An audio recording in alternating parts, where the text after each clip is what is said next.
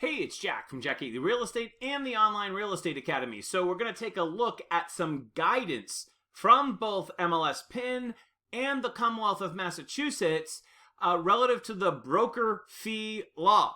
Now, we will have a video be linked somewhere. I don't know. Oh, definitely at the end of this video, there'll be a link for that.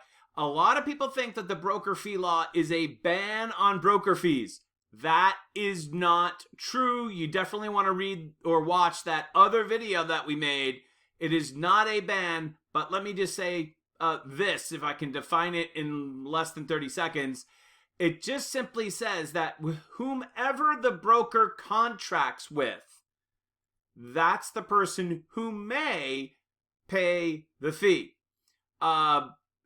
This does not relieve any broker from the obligation to disclose the fee to the tenant. So the rental fee disclosure requirement, that stays in place, but it just simply means whoever contracts with the broker may be eligible for the fee. It does not ban fees. Okay, and we're not going to get into this video, at least, about whether or not this is a good or a bad thing.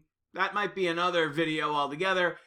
Nor are we going to get into, I hope, the impact upon the market, at least in this video. And there's going to be impacts.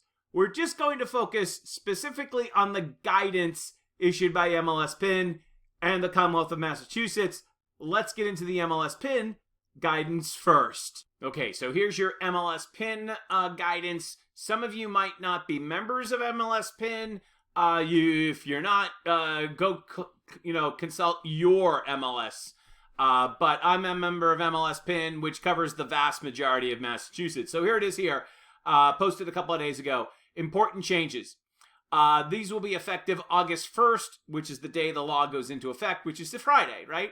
Changes will be made to Pinergy's online input form for residential listings on the evening of the 31st. These three fields will be removed from the form. List brokerage fee required from tenant, list brokerage fee amount, and the cooperating compensation.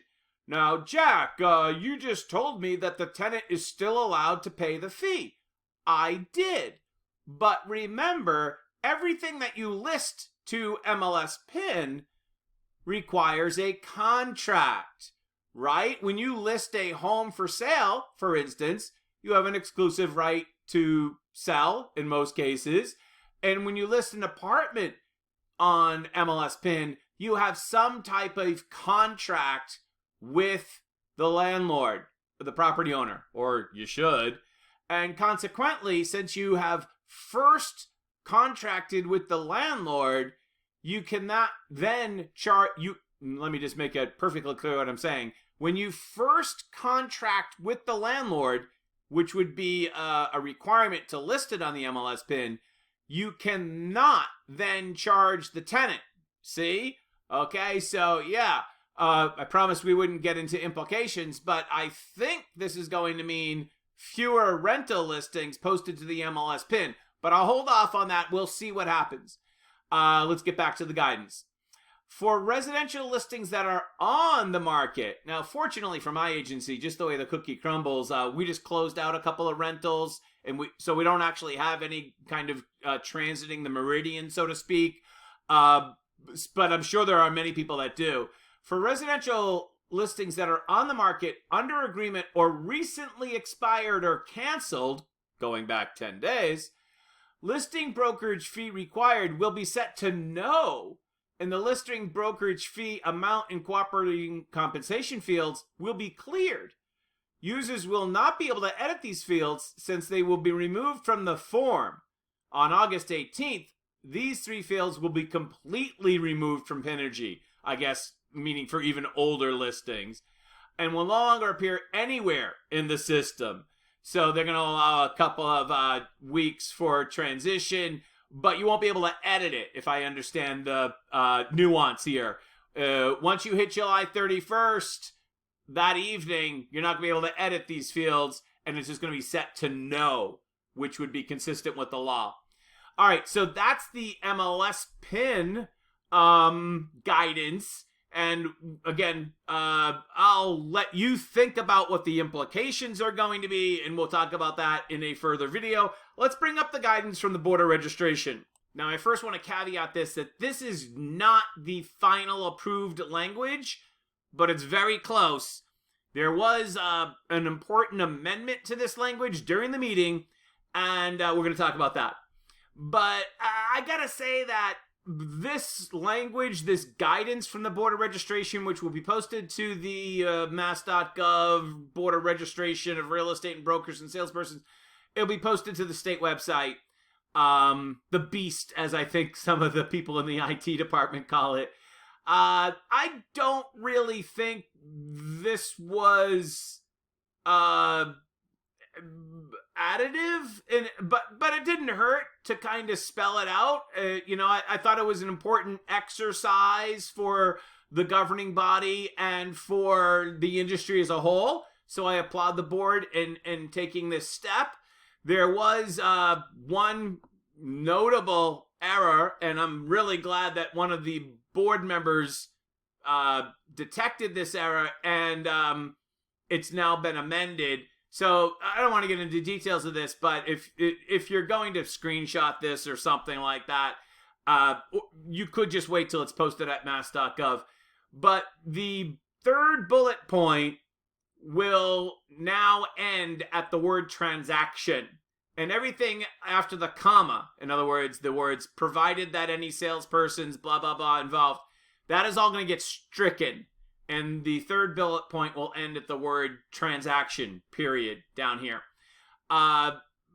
Because otherwise there's we're not going to get to it, but an error in the way that was phrased if you keep that last phrase in there. But aside from that, I think this is fairly straightforward guidance. Good job once again on the state for chiming in here. Not that they didn't have to, because I thought the law itself was actually pretty clear. But the Board of Registration is now reiterating the law, which is their role. Good job. At the end of the meeting, there was a verbal question from a member of the public, and this is the question in a nutshell. Can a management company pay the broker a fee? I'm oversimplifying, but basically the answer from legal counsel was yes. And I would ask legal counsel to reconsider their answer and to have them issue it with a little bit more specificity. Specifically, not that I, by the way, agree with this law. I think that the law is wildly misconstrued and it's got to backfire. But aside from that, I do believe everyone should play by the same rules. And saying that, I think it is okay for the management company to pay the fee if the contract is from and the fee comes from either the management company or the landlord. But it would be most certainly against the spirit of the law for the management company to collect the fee from the tenant and then forward that fee to the broker. And it seemed to me that somebody could interpret it that the question asked and answered would allow for that. And I would ask that they clarify. Yeah, clarify. Because if the broker contracted with the landlord or the management company, the tenant can't pay the fee. And you could say that the legal counsel's answer created a loophole. So well, you get what I'm saying. You know who you are. You might want to rethink that and re-answer that with a little bit more specificity. All right, so I'm Jack from Jack Gately Real Estate and the Online Real Estate Academy. Have a great day.